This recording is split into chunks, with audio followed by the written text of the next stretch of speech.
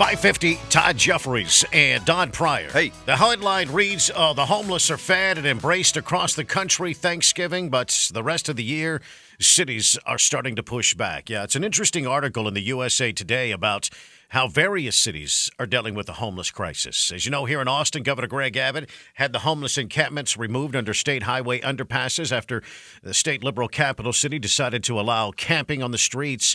Saying the city's policy isn't working, Governor Abbott ordered the creation of a 5-acre area complete with toilets on state land on the edge of downtown where the homeless can pitch tents. And we've learned that very few are actually taking advantage of that. Right. Now, in Las Vegas, the city council, defying protesters who called it a war on poor, passed a measure earlier this month banning sleeping on the streets if shelter beds are available. Mayor Carolyn Goodman, in a statement, supported the move in hopes that it would push, more into addiction and mental health treatments and help break the cycle of homelessness. That makes sense. If we got shelter space available, you can't sleep on the streets. Now, in Bakersfield, California, the Kern County Sheriff and the District Attorney's Office are contemplating jailing repeat misdemeanor offenders rather than issuing them citations. Many are addicted to drugs and are homeless, and authorities complain that many ignore those citations, those tickets, and they skip their court dates and thus never face any of the penalties and less serious crimes. It's not about homelessness. That's what Deputy District Attorney Joseph Kinzel says. It's about underaddressed criminality.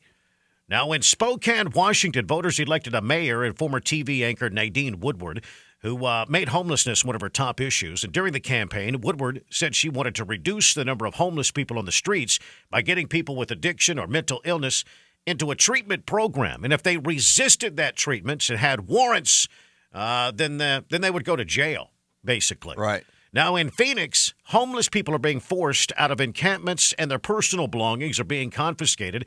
And advocates who picketed outside his city hall earlier this month are pretty frustrated. And the move comes as soaring rents and home costs have elevated the issue of homelessness in many cities across the country. Each city, dealing with it in a different way. Yeah, and I think it's one of those things that once you start focusing on it, you start really noticing it everywhere. It's like when you buy a new car, suddenly see your new car everywhere.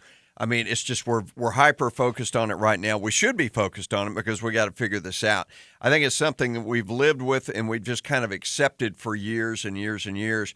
But it's more out in the open now, and especially like in Austin, since we repealed those camping ordinances in it, we're just we can't really look away anymore, and we're all focused on it. We got the story on the front page at newsradioklbj.com.